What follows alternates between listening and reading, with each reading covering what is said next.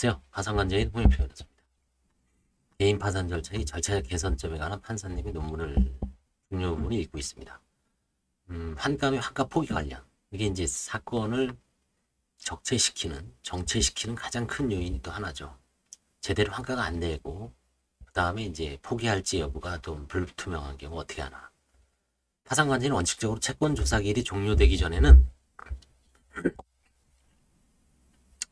파산재단이 환가를 할 수 없지만 법원의 허가를 받으면 그전에도 할 수 있으므로 491조에 허가를 받고 있습니다. 실무상 신속한 환가를 위해 파산 선고 후 파산재단이 점유 및 관리에 착수하면서 환가 절차로 나가는 것이 일반적입니다. 민사집행법에서 환가 방법을 정한 권리 환가는 민사집행법에 따르는 것이 원칙이지만 파산관제인이 법원의 허가를 받아 영업, 양도 등 다양한 방법을 환가할 수 있습니다. 한편 관제인은 환가에 실익이 없는 경우에는 법원의 허가를 받아 재단 재산, 파산재단이 있는 재산을 포기할 수 있습니다. 492조 12호. 채무자의 재산은 파산 선고 전에 취득한 재산으로 파산재단을 구성하는 재산, 압류금지 재산, 면제 재산, 파산 선고 후에 취득한 재산이 신득재산을 구분할 수 있는데 BCD, 여기 압류금지, 면제, 신득재산은 아예 파산재단에 들어온 적이 없죠. 그래서 포기 대상도 아니고 파산재단에 있는 재산만 포기가 문제가 됩니다. 문제점, 신속하고 적정한 환가의 어려움. 부동산의 경우 민사집행법에 의한 형식적 경매 중에서 청산에 의한 경매에 환가하는 것이 원칙입니다. 이제 파산에서는 민사집행법의 형식적 경매를 이게 이제 임의경매입니다. 원칙적으로 청산에 의한 경매를 하는 게 원칙이지만 기본적으로 이제 오랜 시간이 소요되죠. 일단 또 비용도 문제죠. 한 3,400 드니까 부동산당. 그 다음에 낮은 가격에 매각이 이루어지고 집행비용이 추가로 소요되는 문제가 있죠. 그 다음에 동산, 기계, 집기, 비품의 경우 산일되기, 잃어버리기 쉽고 감가상이 빠르게 이루어지므로 신속하게 환가를 해야 함에도 매수자를 찾기 쉽지 않죠. 주식, 특히 이제 대부분 비상장 주식이죠. 이걸 가치 평가하는 게 어렵고 매수자를 찾기 어려우면 채권은 채무자의 신용도나 자력에 따라 회수가 매우 어렵죠.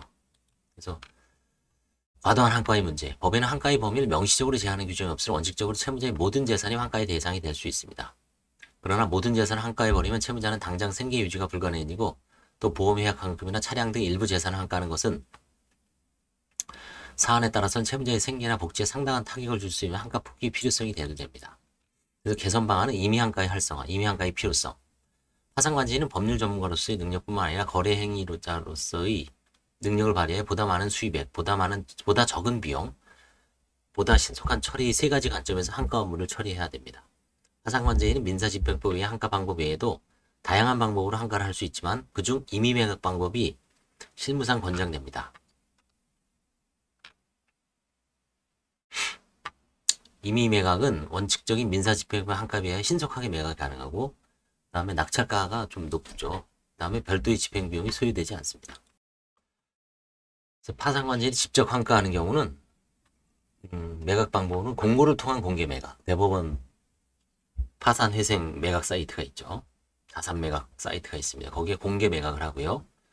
그 다음에 이제 수의 계약은 해당 재산을 필요로 하는 사람이 한정되어 있어 공개 매각이 할 필요가 없는 경우 환가 금액이 소액 공정가격에 의한 거래 및 쉽게 확인되는 게 효과가 있으면 그 밖의 경우에는 가격의 공정성 등에 대한 의문이 제기될 수 있죠. 적정한 매수자를 물색하기 위한 시간과 비용 문제도 있어 일반적으로는 공고를 통한 공개 매각이 활용됩니다. 그다음에 이제 공고를 통한 공개 매각이 여러 번에 걸쳐 불발됐을 때 결국은 최후의 수단으로 채무자의 주변 지인이나 친인척 등을 통해서 매수인을 선정하는 경우도 간혹 있습니다.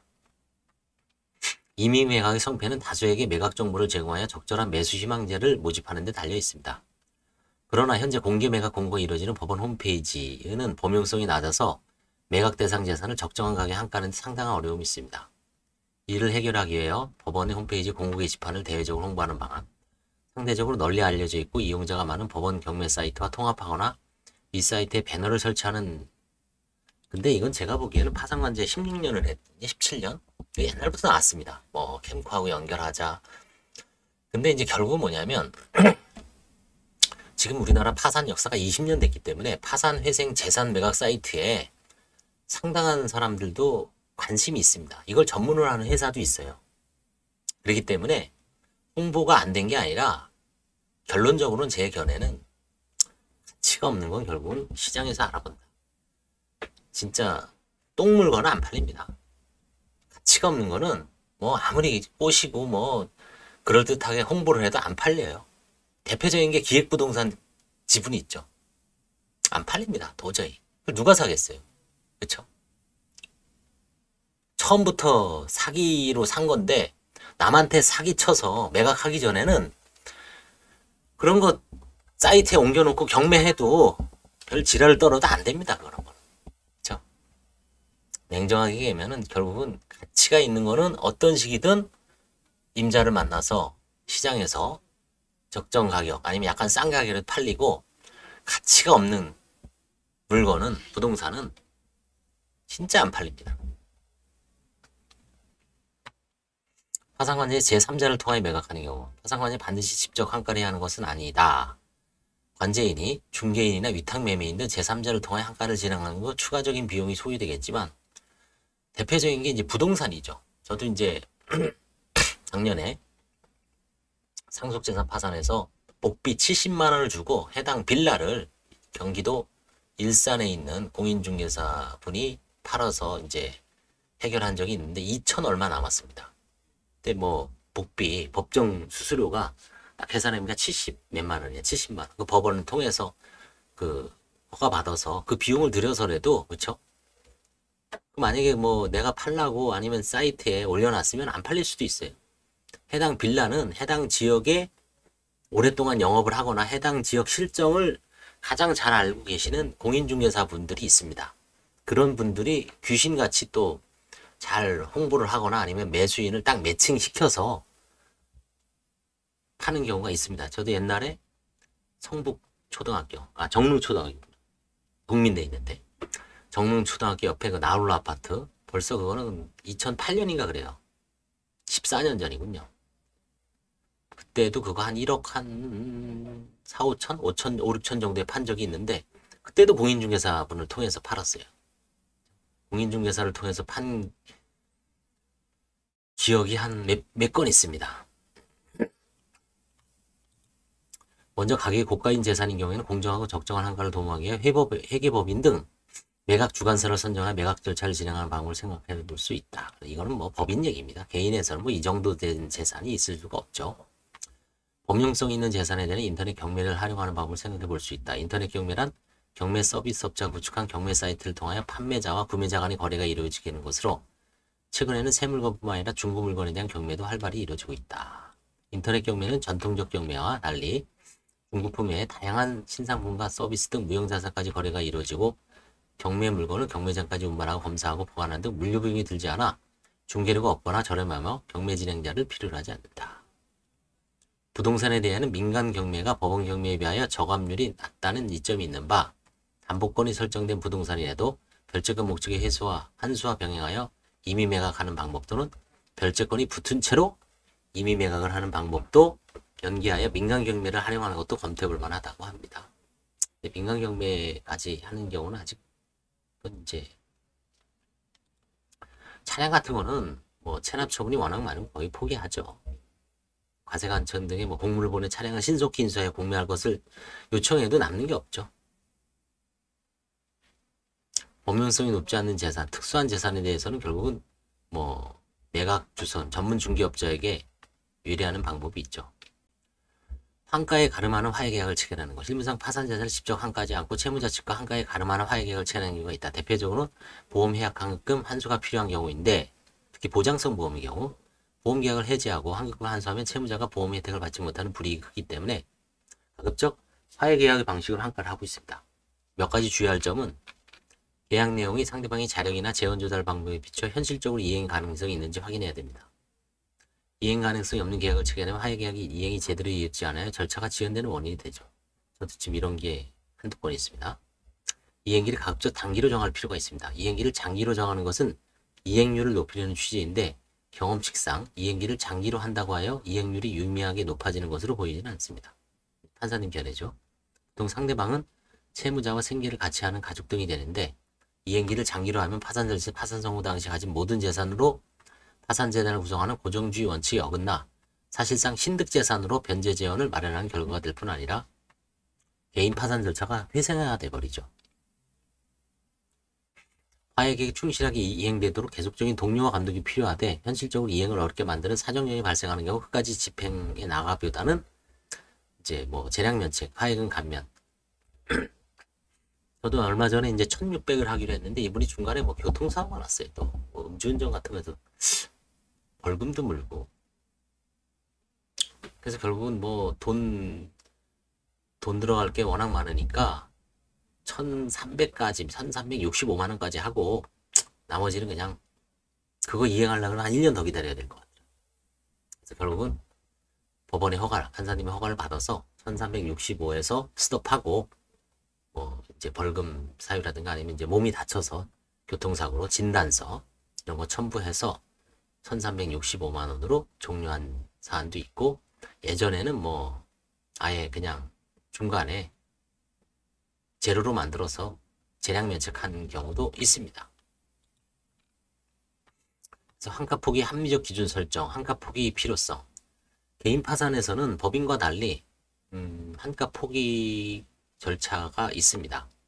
환가 포기는 크게 환가의 실익이 없는 경우, 뭐 기획부동산 같은 경우 효율적인 절차 진행에서 이런 게 환가 포기입니다. 가령 부동산에 대한 경매 절차에서 매각 허가가 이루어지더라도 별자권 지역에 배당된 금액 등이 많아 파산 채권자의 재당 배원으로 사용될 배당이 없음이 확실하다면 경매 절차를 진행하는 것이 아니라 포기해야죠. 둘째는 채무자의 인간다운 생활을 보장해주기 위한 목적의 환가 포기다. 저 생필품 같은 거 안 하죠. 뭐 차량이 좀 가치가 낮다. 500 이하는 안 하고요. 보험계약 환급도 뭐 한 500에서 1000 정도 사이가 있더라도 안 하는 경우도 있습니다.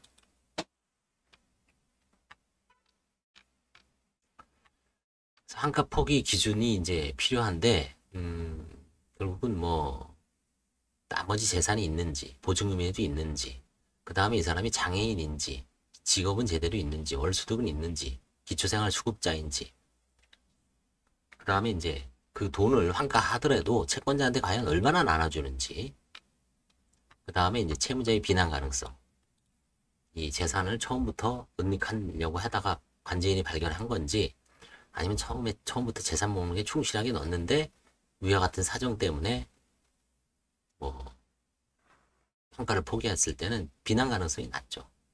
예를 똑같은 겁니다. 이런 겁니다. 똑같은 사안이라도 어떤 사람이 계약한 금이 한 1,000만 원 정도 있어요. 근데 대부분 이제 1,000만 원 있다라고 해서 들어오죠.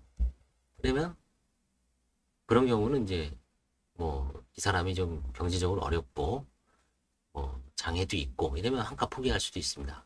근데 비슷한 사안에서 애초에 파산 들어오기 전에 그거를 은닉을 했다. 은닉이라는 건 이제 명의를 변경하는 거죠. 보험계약을 변경을 했어요. 그리고 나서 나중에 이제 관제인이 조사하는 중에 발각되는 경우가 많죠. 지금은 거의 대부분입니다. 그런 경우에는 오히려 비난 가능성이 있죠. 채권자들 입장에서 봤을 때. 그러면 환가를 할 수도 있습니다. 또 구체적으로 이제 환가 포기하는 케이스는 이거 잘 알아두십시오. 부동산은 맹지, 활용 가능성이 적은 임야. 뭐 대표적인 게 이제 기획부동산 지분으로 되어 있는 겁니다. 경매 절차가 진행되더라도 피담보 채권이 워낙 많아서 시가보다가 이제 피담보 채무액이 시가보다 큰 경우 그 다음에 차량은 연식이 오래되어 시가가 거의 형성되어 있지 않거나 저가인 경우 체납 조세 등으로 압류가 되어 있거나 저당권이 설정되어 있어 차량 시세에서 체납 조세하고 근저당을 피담보 채무를 제외하면 잔액이 거의 없는 경우가 대부분이죠. 많습니다. 채권은 뭐 미수채권이 있는데 채무자의 소재불명 또는 무자력으로 회수가 불가능하거나 현재의 곤란한 채권인 경우 등은 환가 포기를 적극적으로 검토할 만하죠. 나아가 채무자의 구체적인 사정별로 차량 등 동사는 채무자에게 특별한 이익이 있는 반면 환가를 통해 얻을 수 있는 경제적 가치는 크지 않는 경우 보험해약간금은 이제 연령이 높고 건강 상태가 좋지 않으면 환가 포기하는 경우도 많습니다. 그 다음에 이제 면제재산 제도를 두고 있는데 면제재산 신청이 없더라도 면제재산 신청을 한 채무자의 형평을 써보려 재산한강에서 면제재산의 취지를 충분히 참작할 필요가 있다. 그렇죠? 서울 회승법원 재판실명에도 있습니다. 그래서 결론은 이제 동산, 보험해약 환급금, 차량 등 이제 한가 포기가 어느 때 한가 포기 기준이라든가 여러 가지 어떤 걸 좀 잘 알아두시기 바랍니다. 감사합니다.